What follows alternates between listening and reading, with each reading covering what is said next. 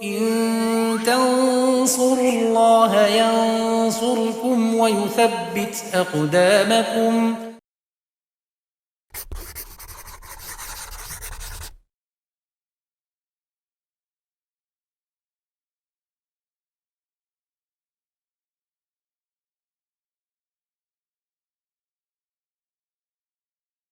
Bismillahirrahmanirrahim. Alhamdulillahirrabbilalamin. Wassalatu wassalamu ala asyrafil anbiya'i wal mursalin wa ala alihi wa sahbihi wa man tabi'ahum bisanin ila yaumiddin. Amma ba'd. Pemirsa Yufid Edu rahimani wa rahimakumullah.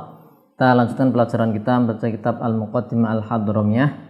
Ya, masih di pembahasan tentang benda-benda najis yang beliau telah menyebutkan, yaitu mulai dari khamar, ada nabi, kemudian ada anjing, kemudian babi, bangkai, ya, ada darah, kemudian nanah, muntahan, ya, kotoran berak, air kencing, madhi, wadi, kemudian air liur yang keluar dari mulut orang yang tidur, yang keluarnya adalah dari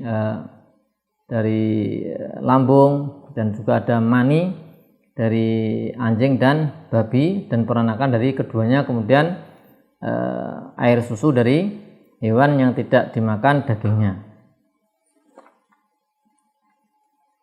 Ya, kita lanjutkan. Qala al-musannifu rahimahullah ta'ala wala banu ma la yuqalu lahu ila al-adamiyah. Ya. Tadi ya kita ulangi ya, di pelajaran sebelumnya, yaitu susu, air susu dari hewan yang tidak dimakan dagingnya, ya. Hewan yang tidak dimakan dagingnya. Jadi ada hewan yang dimakan dagingnya, ada yang tidak dimakan dagingnya, ya. Bisa kita tulis.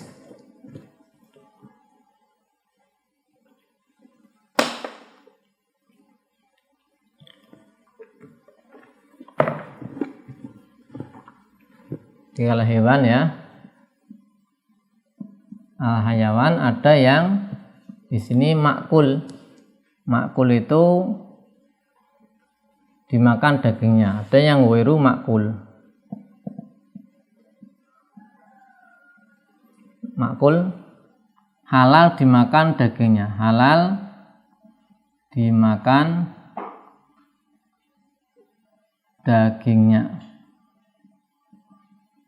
Kalau ghairu makul haram dimakan dagingnya. Nah, kalau yang makul ini nanti jadi disebutkan di sini laban, ya, berkaitan dengan laban.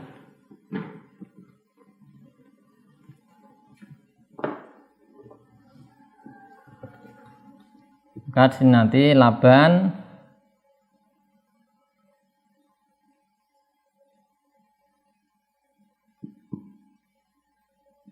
ya. Berarti ini suci. Suci, ya, air susunya suci. Kalau di sini laban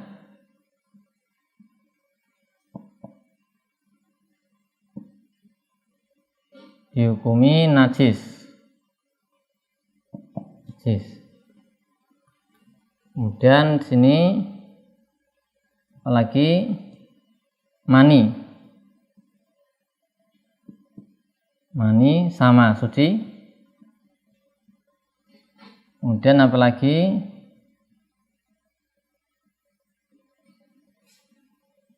telur, ya, telurnya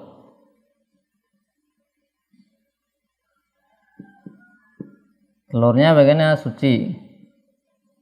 Nah, suci juga. Ini misalnya apa? Kambing, sapi, ya, unta, susunya suci, maninya suci, telurnya suci. Nah, sekarang yang ghairu makul, ya, ada singa, ada kucing, ya, keledai, dan seterusnya. Tidak boleh dimakan dagingnya, haram. Ini air susunya najis. Kemudian mani, al-mani. Kemudian yang berikutnya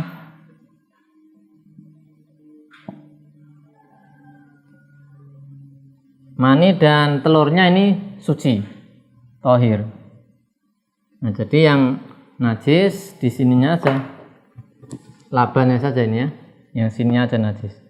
Ini suci, suci, suci, ini suci, ini najis. Nah, najis.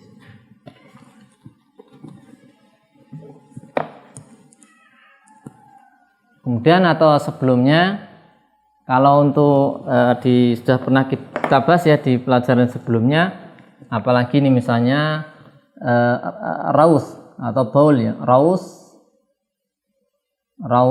kotoran berak, wal baul. Nah, ini apa nih? Najis. Najis ya. Najis ini sama najis. Raus wal baul najis juga ya, sehingga untuk apa kita silang maksudnya najis ya. Kotoran hewan dan air kencing, kotoran berak dan air kencing ini najis, baik itu hewan yang haram dimakan dagingnya atau yang halal dimakan dagingnya. Ya, kita lihat yang berikutnya. Beliau mengatakan wala bunu ma la yuqalu lahmu ilal adamiyah wa amma almaniyul hayawani ghairil kalbi wal khinziri wa ma tawalada min ahadima. Nanti di situ wal alaqatu wal mudghatu warutubatul farji fatahirun. Maka mani hewan ya selain anjing dan babi dihukumi apa? Suci. Nah, ini maninya suci. Sehingga sebenarnya di sini kalau kita mencabangkan lagi ada cabangnya ya. Wirul makul ini nanti ada yang khusus untuk anjing ya. Dan khinzir. Nah, kalau ini nanti najis. Maninya najis ya. Ini maninya najis. Mani najis. Ya, khusus apa? Anjing dan babi maninya najis. Alasannya apa? Ya karena anjing dan babi ini asalnya najis, maka maninya juga najis. Sehingga mani itu atau dengan kata lain mani itu semua suci gitu. Mani itu semua suci kecuali maninya kambing dan babi dan peranakannya, baru itu najis. Kemudian untuk itu kesimpulannya, jadi satu kesimpulan itu semua mani suci kecuali maninya anjing dan babi dan peranakannya. Kemudian yang kedua, kesimpulan kedua Pak, kotoran berak dan air kencing semuanya najis tanpa ada kecuali. Nah, tanpa ada kecuali. Kemudian untuk air susu ya, air susu dirinci ya, air susu dari yang dimakan dagingnya maka suci. Kalau air susu dari hewan yang tidak boleh dimakan dagingnya dihukumi najis ya. Tapi kemudian beliau mengatakan yang berikutnya adalah ya tadi wal mudghah atau alaqah ya, wal alaqatu wal mudghatu.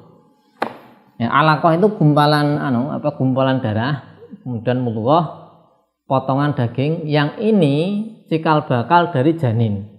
Ya, jadi sebelum jadi janin terbentuk itu kan ada dari nutfah dulu ya, nutfah yaitu air mani.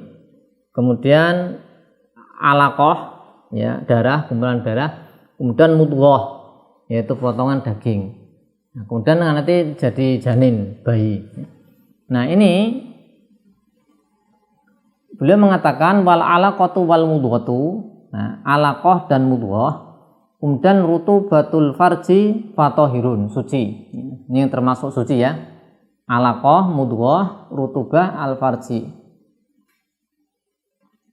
Jadi dari alaqah nanti menjadi mudghah ya.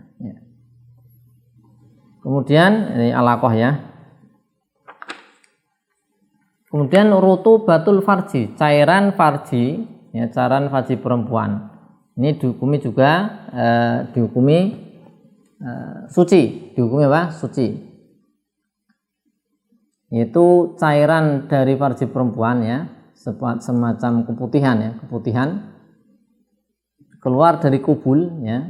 Dan ini keluarnya adalah dari area farji perempuan yang di situ area yang sampai pada, mohon maaf, zakarnya orang yang jima ya.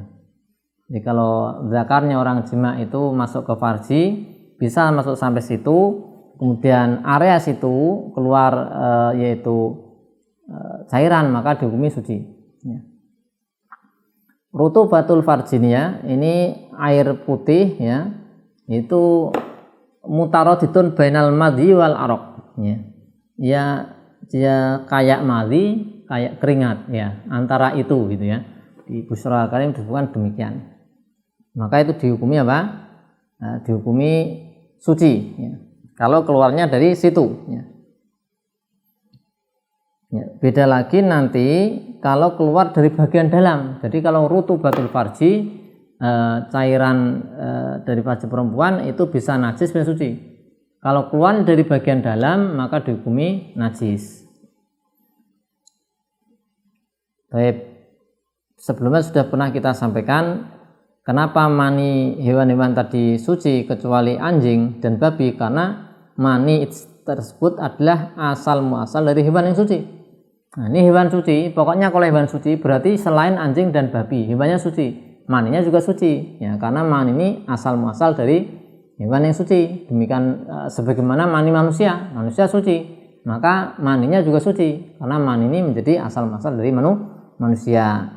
Adapun alaqah dan mudghah, maka ini ya dihukumi seperti mani, karena alaqah sama mudghah ini ya lebih layak untuk dikatakan suci karena dia lebih dekat lagi kepada bentuk manusia.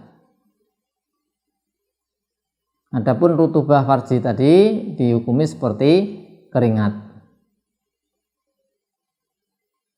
Kemudian Busyra Al-Karim disebutkan sucinya mani ini jika di kepala zakar dan farji yang di situ tempat keluar mani adalah suci ya. Tapi kalau di kepala zakarnya itu ada najis, kemudian nanti keluar mani, maka menjadi mutanajis. Ya, kalau sudah menjadi mutanajis, zakarnya ini najis ya, terkena najis, maka haram untuk jima. Ya. Dan di Busyra Al-Karim disebutkan umumnya sebelum keluar mani adalah keluar madhi. Maka sudah selayaknya untuk kemudian membersihkan zakarnya ya sebelum jima. Karena beliau mengatakan biasanya sebelum keluar mani keluar madhi. Nah, kalau madhi itu belum dibersihkan ya, kemudian disusul mani posisi di area kemaluan, maka menjadi mutanajis. Najis. Zakar yang najis, kemaluan yang najis tidak boleh kemudian digunakan untuk jima, haram hukumnya. Maka harus dibersihkan terlebih dahulu.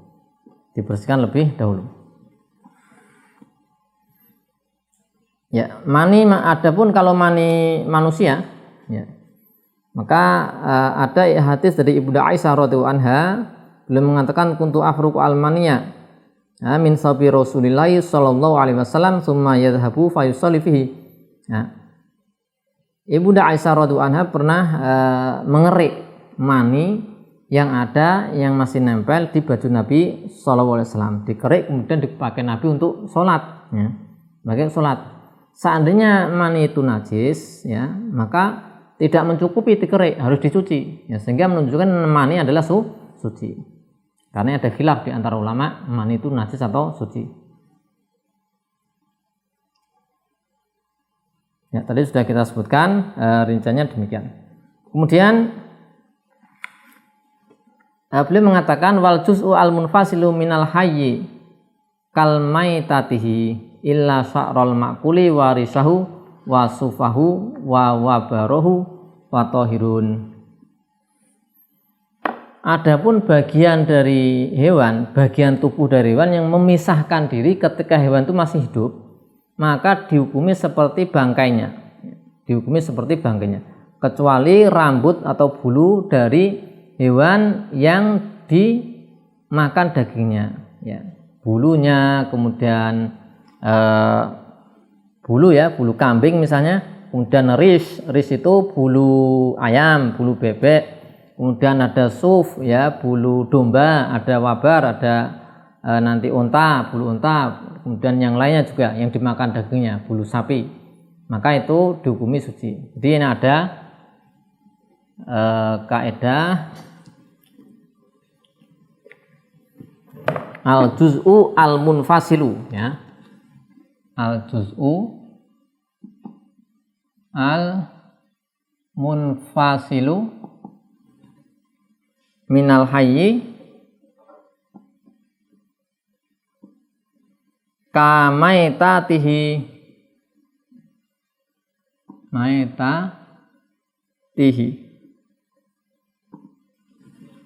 bagian yang memisahkan diri dari tubuh hewan ketika dia posisi hidup, maka dihukumi seperti bangkainya, ya. Contoh, ya, kita tulis ini ada kambing,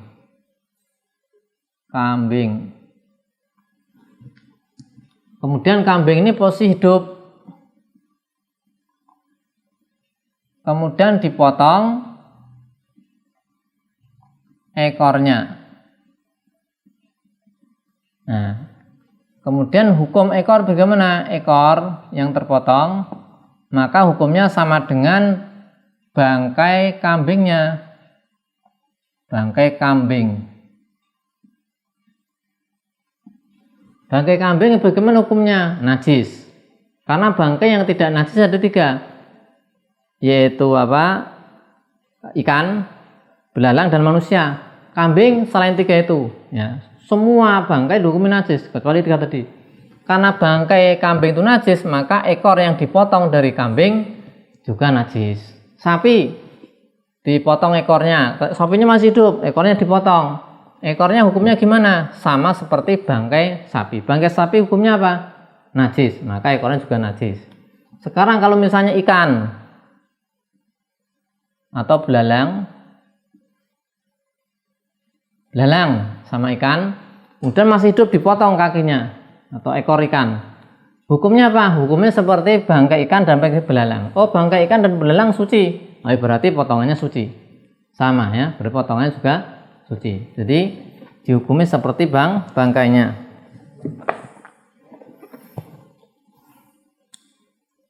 Ya, diantara hadis yang menunjukkan bahasanya dihukumi seperti bangkainya, dari Abu Waqid Al-Laitsi radhiyallahu anhu qala Rasulullah sallallahu alaihi wasallam ma quti'a minnal bahimati wa hiya hayatun fa hiya maitatun. Apa yang terpotong dari hewan dalam keadaan hidup itu maka seperti bangkainya. Ya, seperti apa? Bangkainya. Maka semuanya, ya, baik itu ekornya, baik itu tanduknya, baik itu kukunya, ya, itu sama. Tapi ada pengecualian, yaitu di situ rambut, ya, di situ rambut dari atau bulu dari hewan yang bisa dimakan dagingnya, maka ketika rontok bulu tersebut posisi masih hidup, maka dihukumi suci, ya. Yang bisa dimakan dagingnya, misalnya apa? Ayam bisa dimakan dagingnya, ketika ayam hidup bulunya rontok, suci. Kambing bisa dimakan dagingnya, pas posisi hidup rontok bulunya, suci. Wol, domba, posisi hidup, wolnya diambil, juga dihukumi suci. Karena itu pengecualian, jadi suci karena ada pengecualian. Diantaranya adalah disebutkan di surat An-Nahl ayat 80. Allah berfirman, wallahu ja'ala lakum min buyutikum sakanaw wa ja'ala lakum min julutil an'ami buyutan tastakhifunaha yauma dhanikum wa yauma iqamatikum wa min aswafiha wa aubariha wa ash'ariha asasaw wa mata'an ilahin. Allah SWT menjadikan untuk kalian rumah-rumah kalian, tempat tinggal, menjadikan juga dari kulit-kulit dari binatang ternak, ya. Kemah, rumah dari kulit, untuk bisa ringan dibawa ke sana dan kemari ketika bepergian misalnya. ataupun ketika mukim, yaitu min aswafiha, dari domba, bulu unta, bulu kambing, jadi juga alat-alat rumah tangga. Sehingga ini karunia anugerah dari Allah SWT bisa dijadikan ini dan itu, bulu-bulu tersebut, maka ini suci. Jadi pengecualian. Jadi semua bagian tubuh yang terlepas dari tubuh hewan ketika masih hidup dihukumi seperti bangkainya. Ya.